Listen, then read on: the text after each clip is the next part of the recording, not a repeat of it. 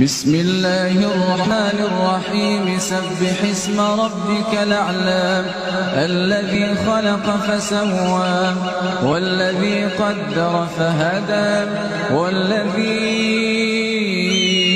أخرج المرعى فجعله غثاء نحوا سنقرئك فلا تنسى إلا ما شاء الله إنه يعلم الجهر وما يخفى ونيسرك لليسرى فذكر إن نفعت الذكرى سيذكر من يخشى ويتجنبها الأشقى الذي يصلى النار الكبرى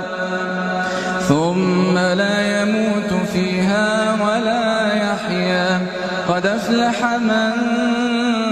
تزكى وذكر اسم ربه فصلى